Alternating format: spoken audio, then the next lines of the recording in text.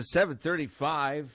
Storms in the area supposedly should hit us before 9 o'clock. Well, it looks a little ominous over there to the west. Yeah. You can't see it from here, but you can't, but I can. Yeah. So doesn't look that great. Doesn't look that great from the south either. No, it really doesn't. Okay. Anyway, Lisa Barnes is here from the Summer of the Arts. Yes, and we've got two events coming up this weekend. Yes, yeah, busy weekend, no rest for sure. Friday night concert, we're obviously watching weather for tomorrow. And just a reminder to everybody, with the Friday night concert, we do have a rain location, lower level of the Chauncey Swan ramp, which is the same location for the farmer's market. Sorry, this is my first day back since jazz, and I'm like, still half asleep. So, it'll still happen 6:30 to 9 o'clock, but for right now, just so that you can make your plans, we are kicking things off at 6:30 with Flash in a Pan, one of our local favorites.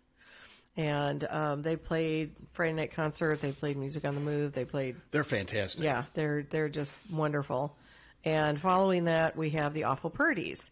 And I don't think they played last year. I think it's been a couple of years since they were on the Friday night concert. But yeah, I think they did a Northside show either last year or the year before. Yeah, that sounds right. Yeah, and they just played a really cool music festival in Wisconsin over the 4th of July weekend. They've had a busy summer. I mean, they got a lot of stuff on the calendar. Yeah, they're celebrating an anniversary, and they got a little bit of a grant so they can release some singles next year. I don't remember what anniversary it is, but they've been together a long time. Yeah.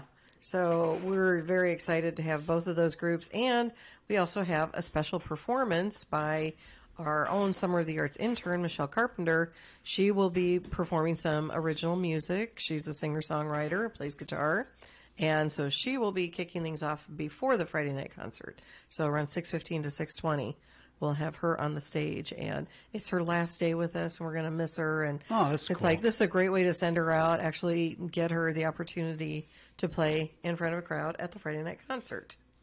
Yeah, so if you guys decide to go to the Chauncey Swan parking ramp, stay tuned to KCJJ or check out this social media from Summer of the Arts. They'll make the announcement. Yes, we will let everybody know for sure.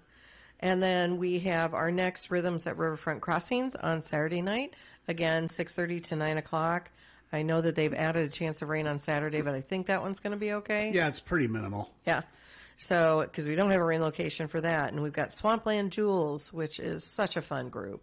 I mean, we've had them play, I think they played the Northside concert one year. We've had them play Arts Fest. We've had them play Fridays. So it's going to be a lot of fun. We don't have storms for Saturday night at all. Good. We got a chance of storms on Saturday, but Saturday night it just says partly cloudy and mid-60s. That sounds wonderful. Absolutely wonderful. Well, and the good thing is with the rain right before, it helps us for putting up the snow fencing. So we definitely like that.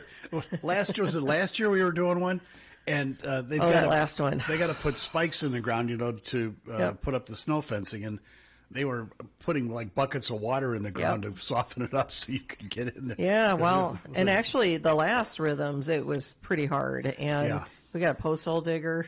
It's just like, trying to figure this out. So when that ground gets dry and hard, makes it a little challenging.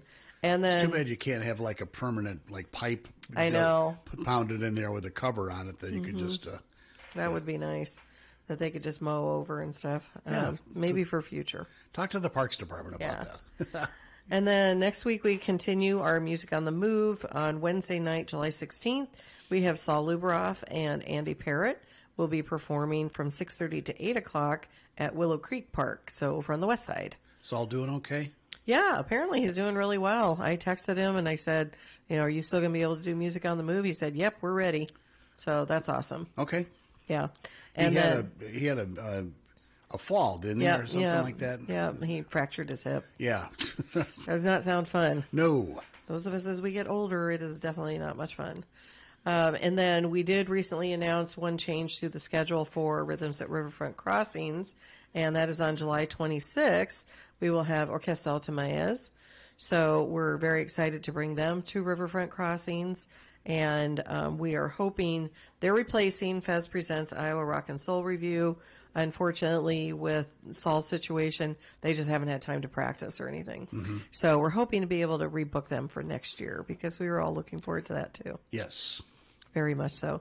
So, yeah, still lots going on. We've got our 2 large festivals taken care of. Such wonderful weather for jazz. Well, we've been through worse. Yeah, well, the one thing I will say, my husband's been building new weights for us for our tents. They all held up. So well, that makes good. me very happy. Yeah, I said it was a success. So yeah, there you go.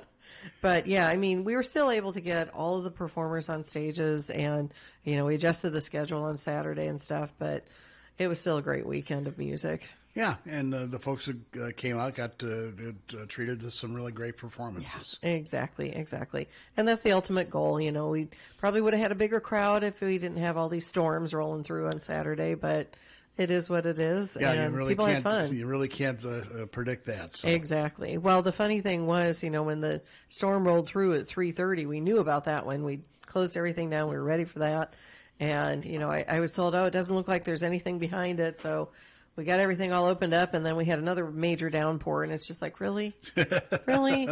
We thought we were good, but it didn't last very long, and we were still able to get those performances. Yeah. Yeah, so these performances this weekend, highly recommend all 3 of the bands that are going to be playing, and I hope you get a chance to go out and see them.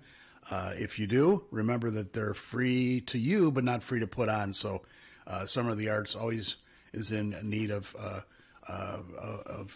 contributions. Yes. And whether it's when they pass the bucket around, or you scan the Venmo thing on the side, or go to the website and make a donation, set yourself up for like a monthly donation, kind of like a year-long pass is the way I kind of look at it. There you go. Already taken care of. My friends were good. Yep. Summerofthearts.org has all the details on all the different events that are coming up this summer, and it is a busy summer, so hopefully you get a chance to get out and enjoy some live music. Got lots more opportunities. Yep. All right, well, thanks a lot, Lisa. Thank you. Hey, it's Peter Harmon, the food guru from Gray's Gourmet to Go, with a very special